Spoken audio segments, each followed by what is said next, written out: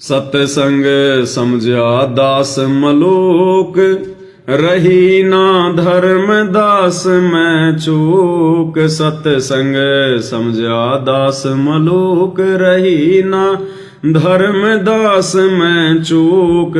हर्या कर दिया जीवा दत्ता का रूख, किया सत भक्ति उजियारा। है सतसंग मोक्ष की धारा, कोई समझ राम का प्यारा। सत्संग समझा दास मलूक, मलूक दास जी ने सत्संग समझा।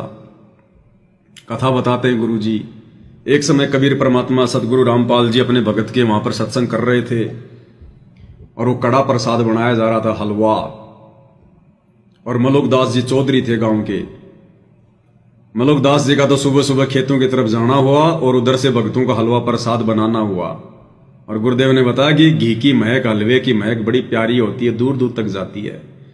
मलूक दास जी ने एक दिन देखा, 2 दिन देखा, यो क्या चक्कर है सुबह सुबह यहां पर।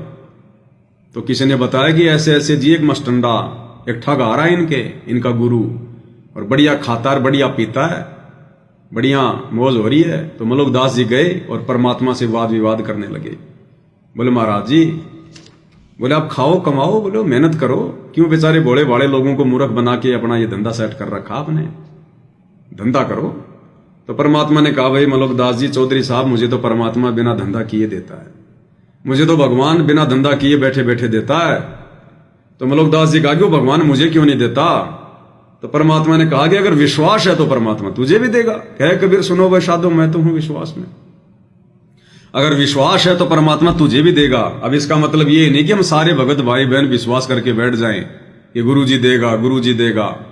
देगा परमात्मा, लेकिन हमने काम करना भी जरूरी है। कबीर धंधा करता रहे बिन धंधे धन ना होए, वो नर भूले भूल में जो धंधे द्यावत ना आए। वो परमात्मा ने कोई लीला करनी थी, कोई उदाहरण पेश करना था, अपनी समर्थता दिखानी थी। बोला विश्वास कर, परमात्मा तुझे भी देगा। बोला नहीं दिया तो बोला बोल फिर क्या करेगा? तो परमात्मा ने कहा कि जो आप कहोगे। बोला मेरा मजदूर बनना पड़ेगा। परमात्मा ने कहा कि मंजूर है। और अगर दे दिया तो बोला मैं तेरा पक्का चेला बन जाऊंगा। बोला अपने वचन पे रहना। बोले वचन पे रहूंगा। अब मलूक दास जी ने जानबूझकर दूसरे दिन सुबह सुबह अपने खेतों से भी आगे जंगल में चला गया कि देखता हूं भगवान कैसे देगा, और बिना खाना खाए चला गया शर्त जीतने के लिए कि जीतूंगा तो बढ़िया नौकर मिलेगा, खेतों में काम करेगा। और जंगल में जाके अंदर गहरा और एक बहुत ऊंचे पेड़ के ऊपर जाके बैठ गया कि यहां मुझे कौन खाना खिलाएगा। अब मालिक तो मालिक, परमात्मा तो परमात्मा, एक सेकंड में ना जाने परमात्मा क्या लीला कर दे। अब उधर परमात्मा ने बताया कि ये जो गवाले थे, भेड़ बकरियां चराने वाले, पशु चराने वाले, वो अपना पशु वासु चराया करते थे और उनका कोई त्योहार था उस दिन। तो उन्होंने विचार किया भाई थोड़ी बहुत कोई खीर बना लो, 1-2 गाय का दूध निकाल लो और खीर बना लो। तो 2-4 की ड्यूटी लगा दी। दूध दाद निकाल के अपना वो पतीला वतीला साथ में रखा करते थे। और उन्होंने उसी पेड़ के नीचे बना के वो पत्थर का चूल्हा, गैस, और उन्होंने लकड़ी उकड़ी जलाकर खीर बनानी शुरू कर दी। बढ़िया 1-2 की ड्यूटी लग गई, बाकी अपना दूर दूर अपना वो पशु चरा रहे थे। अब खीर बिल्कुल बन के तैयार। इतने में परमात्मा ने दया करी। मालिक की सारे खेल खेलता है। उधर से डाकुओं का झुंड आ गया घोड़ों पे। और उन गवालों को पता होता था कि जब इस प्रकार की आवाज आती है तो समझो डाकू आ गए। तो घोड़ों की आवाज इस प्रकार से देखा तो वो डर गए और खीर को छोड़ छाड़ के भाग गए अपने साथियों के पास में। अब डाकू भी थके आ रहे, वो पेड़ देखा और उसी पेड़ के नीचे आके रुक गए कि भाई थोड़ा आराम कर लो, यहां पर फिर आगे का रास्ता तय करेंगे। अब उन्होंने देखा रे ये क्या है, इस पतीले में ताजा ताजा भाप सी निकल रही है, आग जली हुई है। एक ने देखा, बोला सरदार इसमें तो खीर है, खीर, और वही भूख लग रही है। अब एक समझदार था, उसने कहा कि भाई ऐसे नहीं, क्या पता कोई धोखेबाज आदमी धोखा कर रहा हो, कोई जहर वार मिला रखा हो, हैं? ऐसे नहीं, पहले किसी जानवर वानवर को, किसी कुत्ते बिल्ली को खा खू के चेक करो पहले। अब वहां कहां कुत्ता बिल्ली आओ था। अब उस सरदार ने सोचा भाई ताजा ताजा मामला है, बनाने वाला यहीं कहीं आसपास होगा, इतना जल्दी तो भाग नहीं सकता। तो यूं देखने लगे इधर उधर। एक की नजर ऊपर गई और ऊपर देखा तो मलुकदास जी बैठे, चौधरी साहब। अब चौधरी साहब को नहीं पता नीचे क्या हो रहा है, बहुत ऊंचा पेड़ था, उन्होंने सोचा कोई रास्ते वाले होंगे ऐसे ही। अब वो नीचे से आवाज लगाने लगे कि अरे भैया नीचे आजा नीचे। एक दो बार तो प्यार से बोला। अब उसने सोचा कि मैं क्यों जाऊं नीचे, उसने तो शर्त लगा रखी थी ना। बोला नहीं भाई मैं नहीं आने वाला। तो फिर उसने दिखाई बंदूक, बोले आ रहा है मारूं। मलुकदास जी ने देखा है भाई ये तो डाकू है। बोला जी आ रहा हूं, मारियो मत, आ रहा हूं। मलुकदास जी तुरंत नीचे आया, डर गया और उनको पक्का हो गया कि ये नीचे नहीं आ रहा था, इसका मतलब ये खीर यही बना रहा था और इसी ने खीर में कुछ न कुछ डाल रखा है। तो एक पतीले में खीर डाली और मलुकदास जी को दी कि अगर कुछ डाल रखा होगा तो नालायक यही मर जाएगा। अब मलुकदास जी खीर कैसे खावे, परमात्मा के साथ में शर्त लगी हुई, अगर खीर खा ली तो फिर भगवान का चेला बनना पड़ेगा। बोला नहीं मैं नहीं खाऊंगा। तो डाकू के सरदार को पक्का यकीन हो गया कि इसने जरूर इसमें कुछ मिला रखा है, अगर नहीं मिला रखा होता तो इसको खाने में क्या दिक्कत थी। उसके दे धड़ा पर मलुकदास जी की पिटाई करी ढंग से। और उसके बाद में फिर मलुकदास जी ने देखा भाई अब मारेंगे, ये बंदूक तान दी कि खा नहीं तो मारूंगा भी बंदूक की। परमात्मा लीला कर रही थी, वो डाकुओं का रोल भी भगवान कर रहे थे।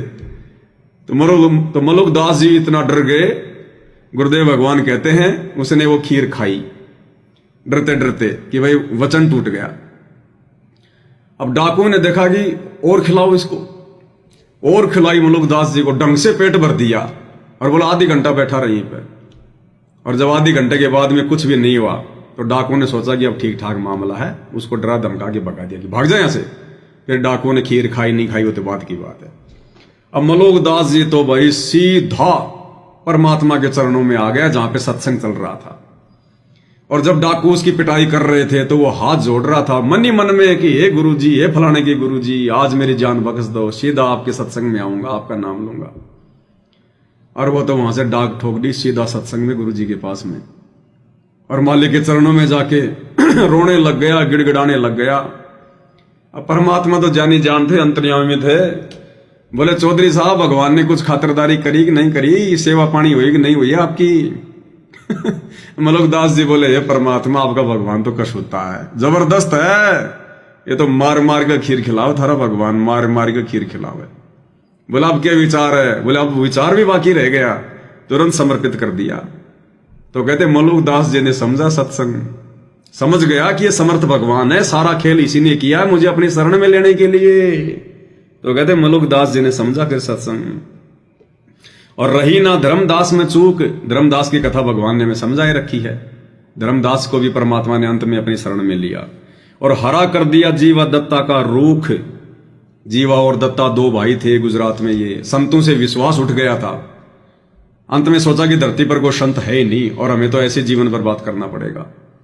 और ये अरदास करते थे कि हे भगवान, हे परमात्मा, हमारा शरीर छुड़वा दो और जब कभी कोई पूर्ण संत धरती पर हो उस समय हमारे को बचा कुचा ये शरीर दे देना, नहीं तो हमारा जीवन ही बर्बाद हो जाएगा बिना भक्ति के।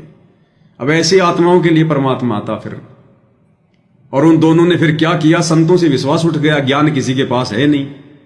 अंत में उन दोनों ने खुद की धारणा क्या कर ली, अपने घर के आंगन में एक बड़ के पेड़ की सूखी जो लकड़ी थी, टहनी थी, उसको रोप दिया, गाड़ दिया और कहा भाई अगर धरती पर कोई पूर्ण संत होगा तो उसके चरणों के चरणा अमृत इसमें डालने से अगर ये हरा भरा हो गया तो समझेंगे धरती पर कोई संत है, नहीं तो नहीं है।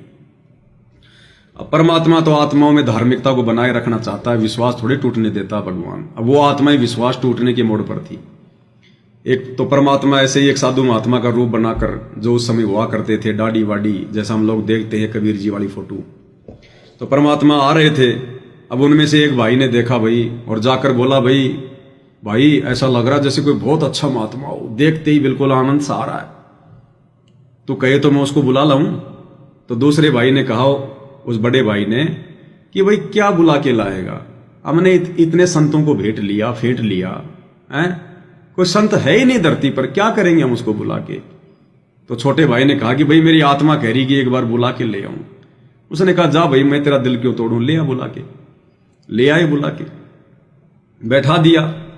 अब उन दोनों की आपस की बातचीत थी, वो तो वही किया करते थे, उनको मालूम था कि हमने फिर क्या करना है।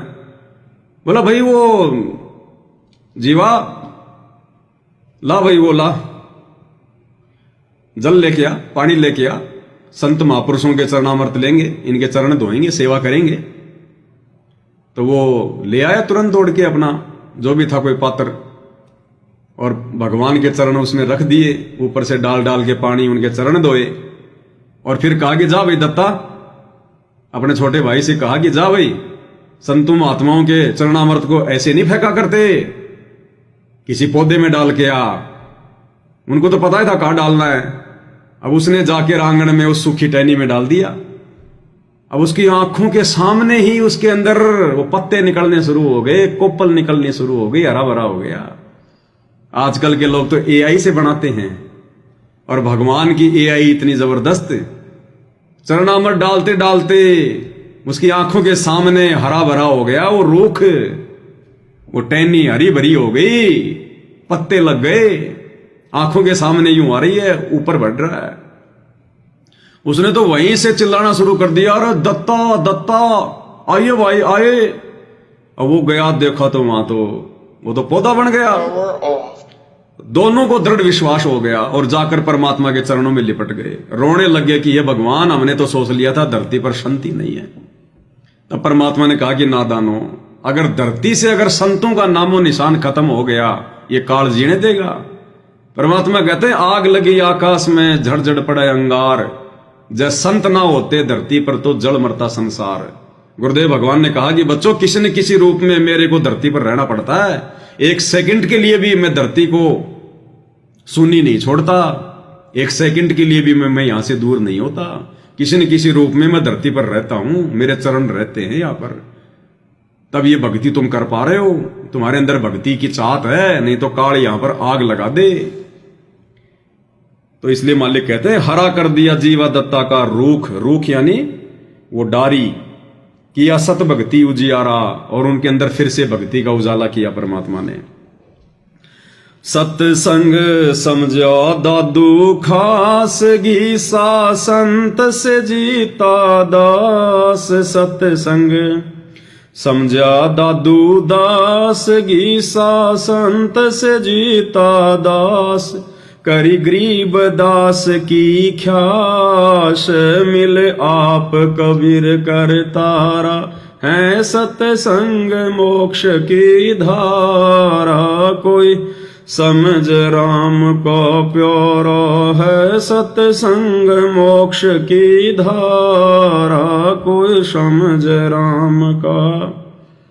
अब वो चरणामृत भाई और बहनों जिसने सूखी टहनी को हरा भरा कर दिया, वो चरणामृत आज आप और भगत भाई बहनों को रोजाना पीने को मिल रहा है, रोजाना। तो परमात्मा ने अंदर से शरीर को हरा भरा कर रखा है, नहीं तो ना जाने कितनी बीमारियां हमारे को आज घेर चुकी होती, हमारे विचारों में कितनी मलिनता होती, कितना जो है गंदापन होता, कितने घटिया हमारे विकार होते, हमारे जो है ये विचार होते। तो परमेश्वर के चरणामृत की बदौलत परमात्मा कहते ना, चरणा अमृत कदाचित पावे, 84 कटे लोक सिंधावे। तो ये परमेश्वर की बहुत बड़ी दया है आप और हमारे ऊपर।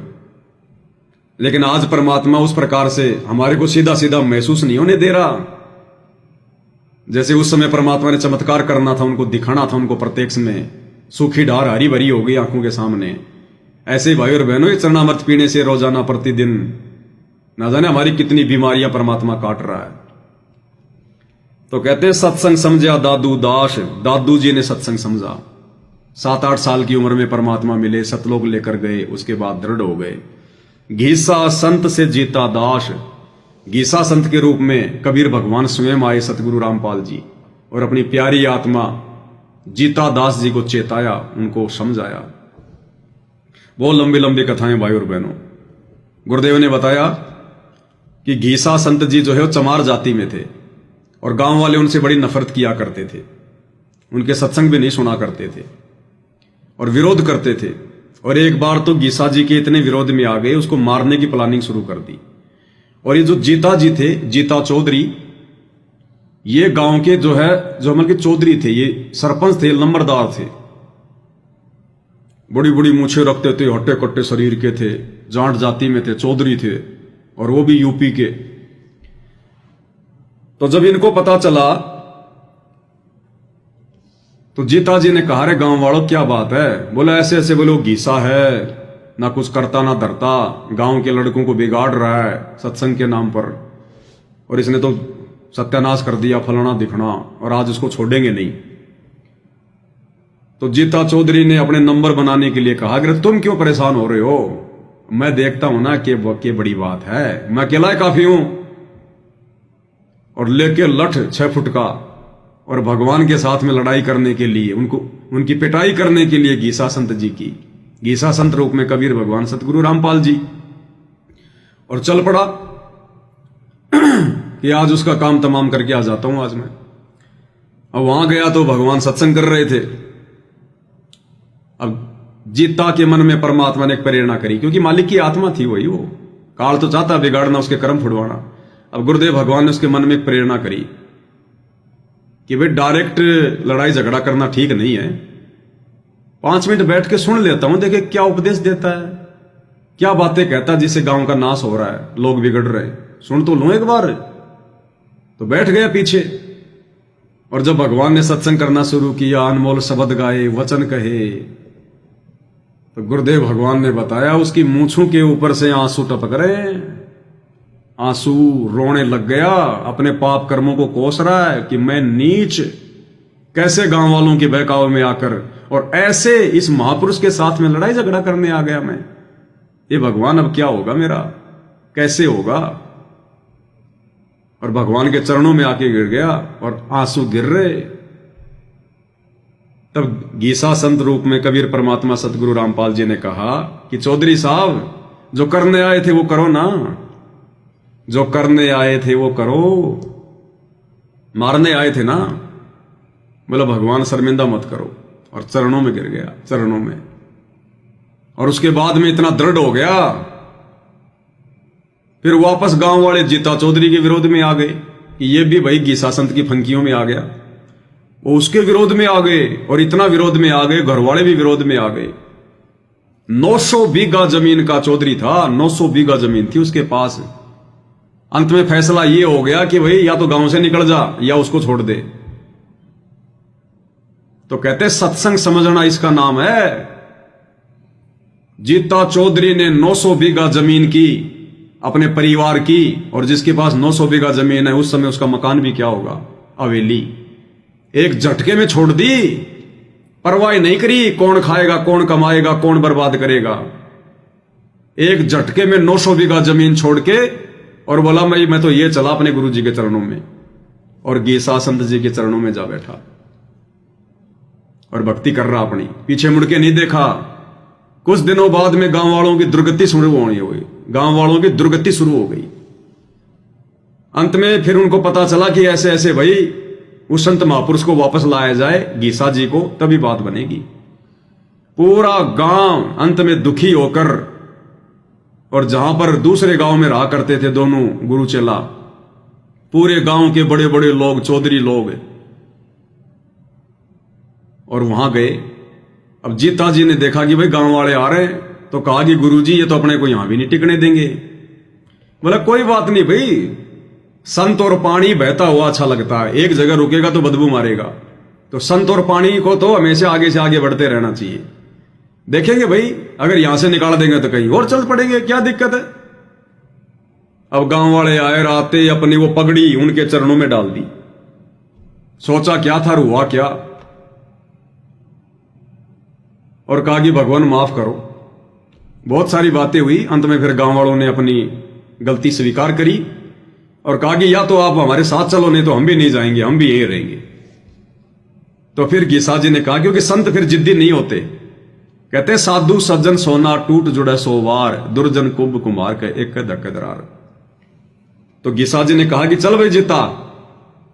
जब गांव वालों ने निकाला था तब बोले चल भाई जीता, तो दूसरे गांव में आ गए। अब दूसरे गांव से जब गांव वाले वापस लेने आए तो भाई चल भाई जीता, वापस आ गए। संत को ये नहीं होता ये क्यों हो गया, वो क्यों हो गया, ऐसा क्यों वैसा क्यों। संत होता है बिल्कुल पानी की तरह, जिस पात्र में डाल दो वैसा ही आकार बना लेगा। तो इस प्रकार से जीता जी को परमात्मा ने जगाया, चेताया उनको सत्संग। सत्संग समझा दादू दास, गीसा संत से जीता दास। और करी गरीब दास की ख्यास, मिले आप कबीर करतारा। अब गरीब दास जी रूप में भी स्वयं परमात्मा थे, उनको छुड़ानी में मिले उन खेतों में जहां वो गाय चरा रहे थे, और आगे क्या लीला हुई परमात्मा ने सब कुछ हमारे को बताए रखा है। लास्ट की वाणी है, आप और हम भगत भाई बहनों ने किस प्रकार से इस पूरे शब्द को समझकर, इस ज्ञान को समझकर कि हमारे गुरुदेव सतगुरु रामपाल जी भगवान स्वयं परमेश्वर हैं, धरती पर प्रकट हैं, और ये सारी लीलाएं इस पुस्तक में जितने भी शब्द हैं, जितनी भी लीला हैं, महिमा है, जिनका कोई अंत नहीं, कोई वार एन पार नहीं, सब हमारे गुरुदेव भगवान ने ही की है। तो उनकी इन लीलाओं को समझकर फिर हमने किस प्रकार से अपने गुरुदेव भगवान से भी वर्तमान में विनती करते रहना चाहिए। सत्संग है अमृत का कूप, मेटियो गुरु रामपाल जी भूख। सत्संग है अमृत का कूप, मेटियो गुरु रामपाल जी भूख। सत्संग है अमृत का कूप, अमृत का कुआं है। सत्संग से सब कुछ समझ में आएगा, सत्संग से हमारी मुक्ति होगी, ज्ञान समझ में आएगा। और कहते हैं गुरुदेव रामपाल जी भगवान, इस दास की जो भूख है, ये ज्ञान वाली, ये भक्ति वाली, ये सत्संग वाली, युगों युगों से ये परमात्मा इस कलयुग की बिचली पीढ़ी में अपने चरणों में रखकर इस दास की भूख को मिटा दो, यानी फिर से जन्म ना लेना पड़े, फिर से भक्ति के लिए ना भटकना पड़े, इसी जन्म में मोक्ष कर दो। सत्संग है अमृत का कूप, मेटियो गुरु रामपाल जी भूख। सत्संग है अमृत का कूप, मेटियो गुरु रामपाल जी भूख। डाल दियो राम नाम का टूक, है पवन दास जन थारा। है सत्संग मोक्ष की धारा, कोई समझ राम का प्यारा। है सत्संग मोक्ष की धारा, कोई समझ राम का प्यारा।